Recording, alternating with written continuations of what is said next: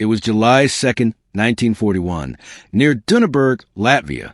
Amidst the chaos of the Eastern Front, Ivan Pavlovich Sareta, a cook by trade and recent culinary college graduate, was stationed with the 91st Tank Regiment.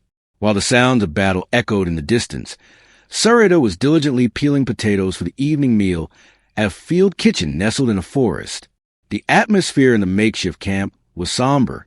Days of relentless fighting had taken a heavy toll, leaving behind a collection of stranded soldiers, tank crews without tanks, drivers without vehicles, and wounded men recovering amidst the debris of war.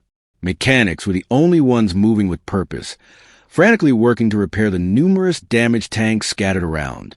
Suddenly, the quiet was shattered by the arrival of a liaison officer, his shouts cutting through the air, ordering everyone to grab their weapons and move out. A new German offensive threatened to encircle their forces, and every able-bodied man, including this makeshift group of reserves, was desperately needed to reinforce the crumbling front lines. Everyone, that is, except Sareta.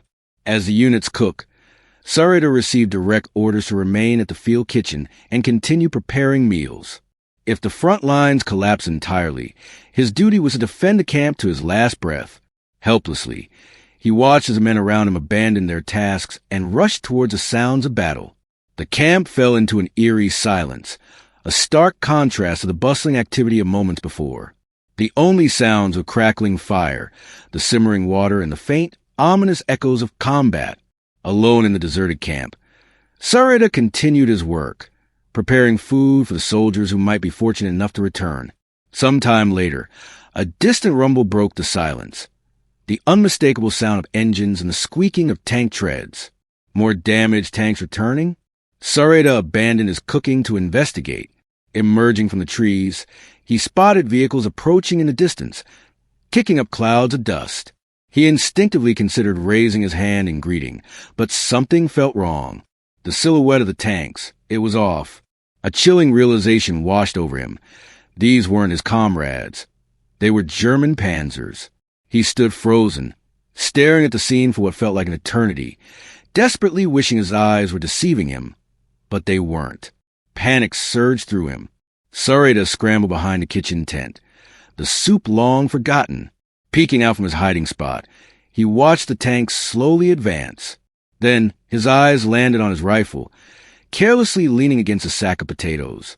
He cursed under his breath, frantically searching around the back of the tent for any weapon. His hand grasped the only thing available, the axe used to chop firewood. It was hardly a match for a tank, but it would have to do.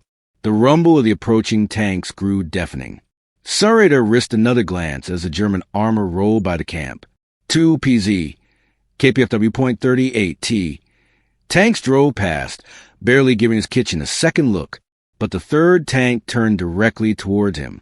He ducked back into cover, his mind racing, desperately trying to formulate a plan to survive. He heard the tank grind to a halt right in front of his kitchen.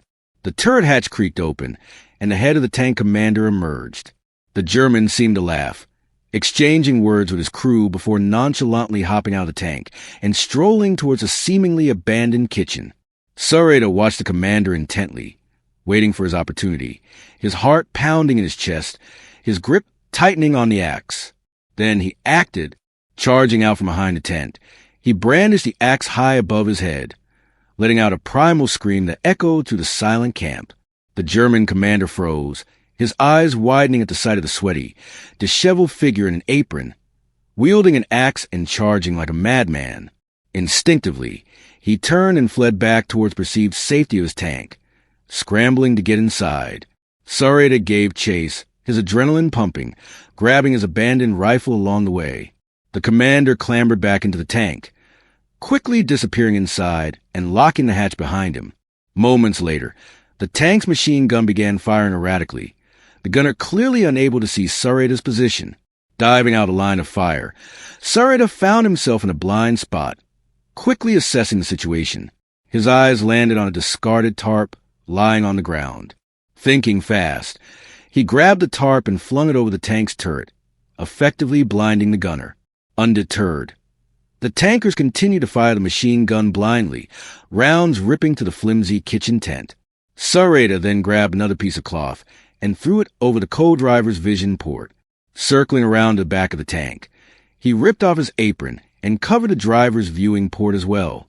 The German tank was now completely blind, yet the machine gun continued its indiscriminate spray of bullets. Fueled by a surge of adrenaline, Sareda leaped onto the German war machine and began smashing the barrel of the machine gun with the axe repeatedly. Inside the tank, the machine gun operator was bewildered as the barrel jerked and vibrated in response to the relentless pounding from above. The German continued to fire, convinced that whatever Soviet monstrosity was on their tank would eventually be stopped by German lead. But Sareda was relentless. Chop, chop went the axe. Eventually, the combined heat of the continuous fire and the devastating blows from Ivan caused the machine gun barrel to bend, rendering it useless. Sareda then turned his attention to the tank hull itself. Each swing of the axe reverberated inside the vehicle like a deafening bell. To further his deception, he began shouting fake orders to imaginary comrades, yelling, "Get the grenades! Surround the tank!" He even answered himself in a different voice, creating the illusion of a large Soviet force surrounding them. The Germans inside were gripped by terror, convinced they had stumbled into a Soviet ambush, surrounded by dozens of vengeful soldiers. In their minds, surrender was the only option. Underneath the tarpaulin, the turret hatch creaked open. Sareda waited, his rifle held steady. The commander emerged cautiously, the darkness of the cover hatch obscuring his vision. "We surrender," he shouted hesitantly. Slowly and deliberately, the commander pulled away the tarpaulin. As he finally escaped the clinging fabric, he looked around, his eyes wide with disbelief. Where were the dozens of Soviet soldiers he had imagined? He was met with a baffling sight. A lone, sweaty Soviet cook standing on top of his tank, aiming a Mosin Nagant rifle directly at his chest. Sareda calmly ordered the rest of the German crew out of the tank one by one, forcing them at gunpoint to tie up their fellow soldiers. When the rest of the 91st Tank Regiment returned from the fierce battle, expecting a hot meal prepared by their cook, they were astonished to find Sareda not by the campfire, but instead guarding an entire German tank crew as prisoners, alongside a working, albeit somewhat battered, German tank. His extraordinary actions were recognized by the commander of the 21st Mechanized Corps, Major General Dmitry Lelyashenko, who declared, "With his brave actions, he set an outstanding example of heroism."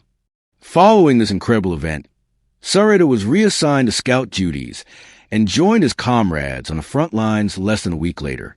The axe he used during the improbable capture was kept as a cherished memento by the 21st Mechanized Corps.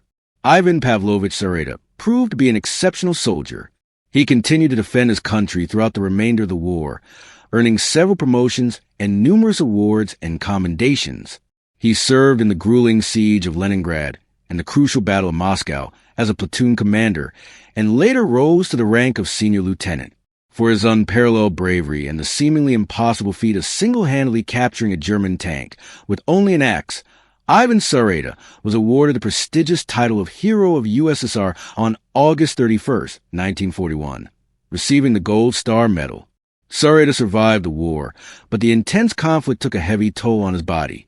He succumbed to his many injuries on November 18th, 1950, in his home village of Alexandrovka, Ukraine, at the young age of 31.